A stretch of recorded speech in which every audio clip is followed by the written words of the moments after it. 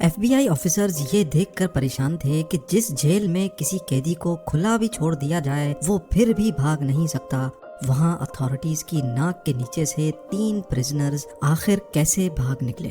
سب سے حیرانی کی بات تو یہ تھی کہ اگلے 10 گھنٹوں تک جیل اتھارٹیز کو کیسے ان کے بھاگنے کی ذرہ برابر بھی بھنک نہ پڑ سکی۔ نہ صرف ایف بی آئی بلکہ یو ایس کی 3 ٹاپ لیول ایجنسیز بھی اس کیس کو سلجھانے میں ایڑی چوٹی کے زور لگا چکی تھی۔ ہم بات کر رہے ہیں ایک ایسے جیل بریک کی جو پچھلے 60 سالوں سے صرف الجھا ہوا ہی نہیں بلکہ دنیا کے لیے اب ایک مسٹری بھی بن چکا ہے۔ ناظرین، پیسیفک اوشن میں موجود یہ چھوٹا آئی لینڈ ہے تو صرف 22 ایکڑ پر پھیلا ہوا، لیکن یہاں دنیا کے خطرناک مجرموں کو رکھا جاتا تھا۔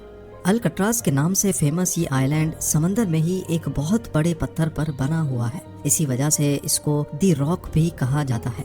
ایک تو یہ آئی لینڈ دور دور تک اوشن سے گھیرا ہوا ہے، دوسرا ایکسٹرا پروٹیکشن کے لیے اس کے گرد 15 فٹ اونچی فینس بھی کھڑی کی گئی ہے۔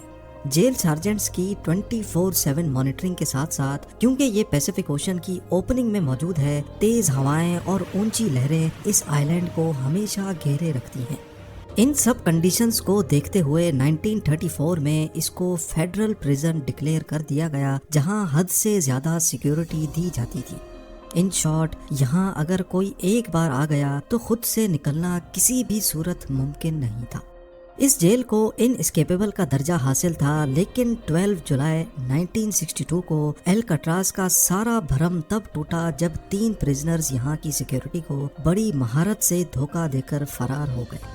اس کہانی کے مین کردار یہ 4 لوگ ہیں، جن میں جان ولیم اینگلن اور کلیئرنس اینگلن آپس میں بھائی ہیں۔ ان کو ایک بینک رابری کے کیس میں یہاں رکھا گیا تھا۔ اس کے بعد یہ ہے فرینک موریس، جو 13 سالوں کی ایج سے ہی آن اینڈ آف جیل کی شکل دیکھتا رہا ہے۔ اس کو بھی الکٹراز میں بینک رابری کی وجہ سے رکھا گیا تھا۔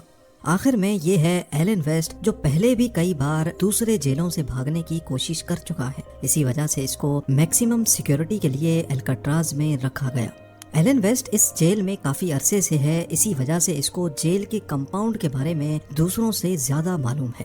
الکٹراز سے بھاگنے کا آئیڈیا سب سے پہلے 1960 میں ایلن ویسٹ نے ہی اپنے ان ساتھیوں کو بتایا تھا۔ ایلن نے جیل کے بلاک بی میں ایک لوپ ہول تلاش کیا تھا، جہاں سے ان کا بھاگنا شاید کسی حد تک ممکن تھا۔ اب مسئلہ یہ ہے کہ یہ چاروں لنچ بریک وغیرہ میں ملتے تو تھے، لیکن ان کے سیلز بلاک بی میں نہیں تھے۔ یہ چاروں کوشش میں لگے رہے کہ ان کو بلاک بی میں شفٹ کر دیا جائے۔ خوش قسمتی تھی ان کی کہ جیلر نے ان کو بلاک بی میں شفٹ کر دیا، اور وہ بھی ایک دوسرے کے برابر میں۔ ان کا پہلا ٹارگٹ تو پورا ہو چکا تھا، چاروں پرزنرز ایک ساتھ بلاک بی میں شفٹ ہو چکے تھے۔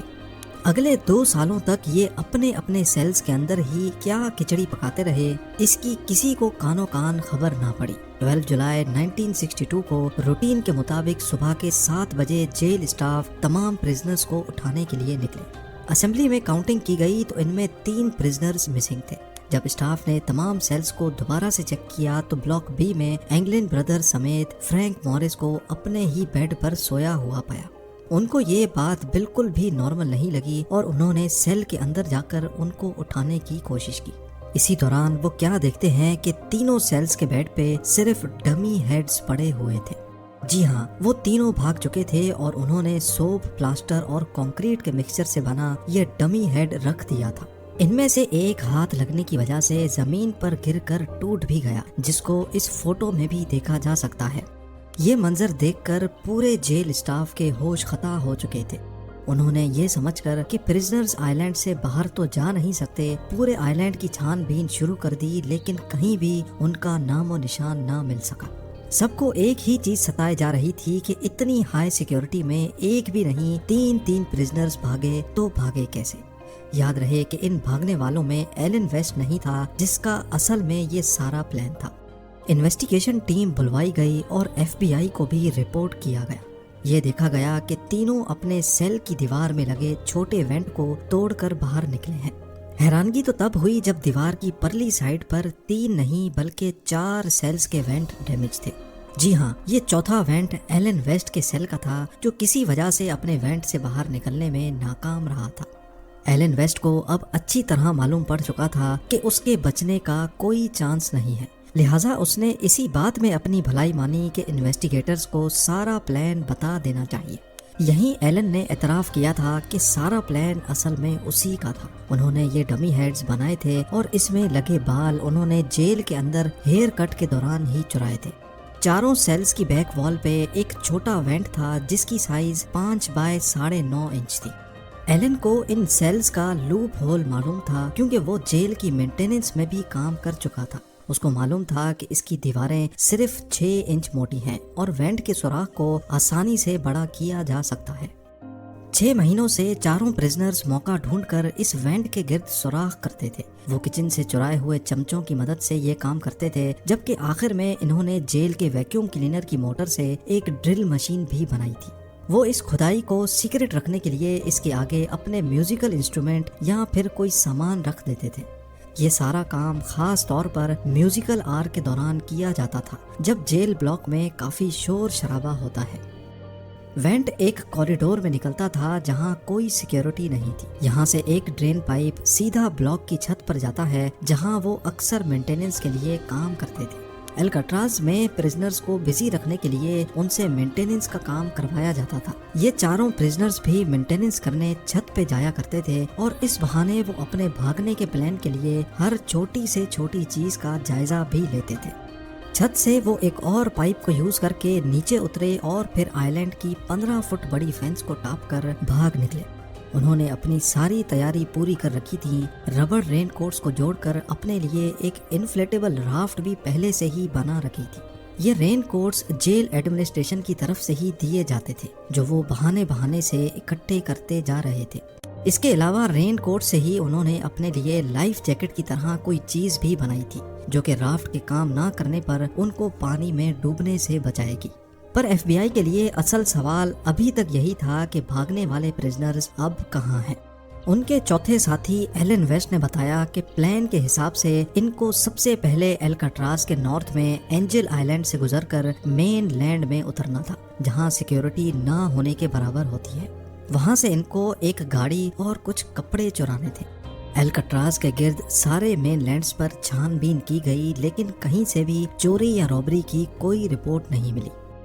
امپاسبل سیکیورٹی کو چکما دے کر بھاگنے والے پرزنرز کو سمندر نگل گیا یا پھر ایلن ویسٹ کی کہانی بھی ایف بی آئی کو چکما دینے کے لیے بنائی گئی تھی۔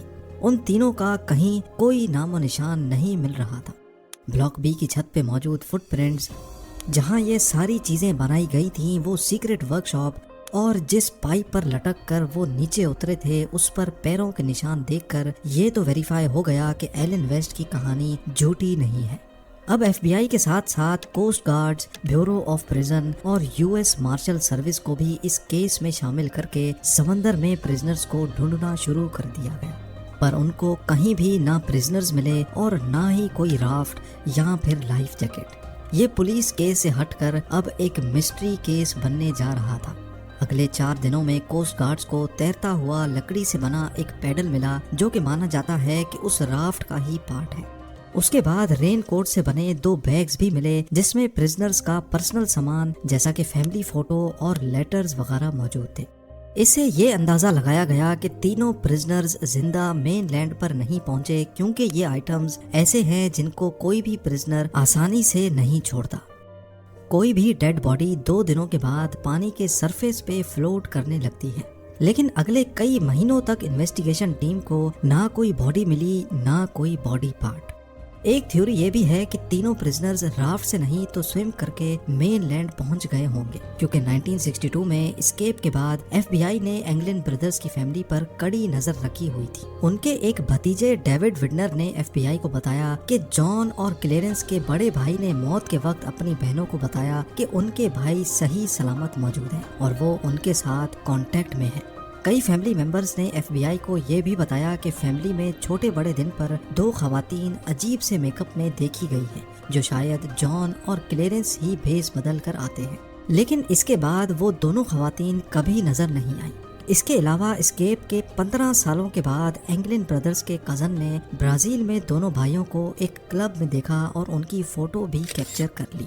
ان کی فیملی کا بھی یہی ماننا ہے کہ یہ اینگلن بردرز ہی ہیں، لیکن یو ایس مارشل سروس کے انویسٹیگیٹرز کا ماننا ہے کہ اس فوٹو میں جو شخص دکھ رہے ہیں ان کی ایج اینگلن بردرز سے میچ نہیں ہوتی۔ یہ آخری بار تھا جب اینگلن بردرز کے زندہ ہونے کی کوئی خبر ملی تھی۔ اس کے بعد آج تک ان کا کوئی اتا پتہ نہ چل سکا۔ اسکیپ کے اگلے ہی سال الکٹراز کو بند کر دیا گیا۔ 1979 میں ہمت ہار کر ایف بی آئی نے بھی آفیشلی اس کیس سے ہاتھ اٹھا لیے۔ اب صرف یو ایس مارشل سروس ہے جہاں یہ کیس ابھی تک کھلا ہوا ہے، اور یہ تب تک کھلا رہے گا جب تک یا تو پرزنرز پکڑے نہیں جاتے، ان کی ڈیڈ باڈی نہیں ملتی، یا پھر ان کی ایج 99 نہیں ہو جاتی۔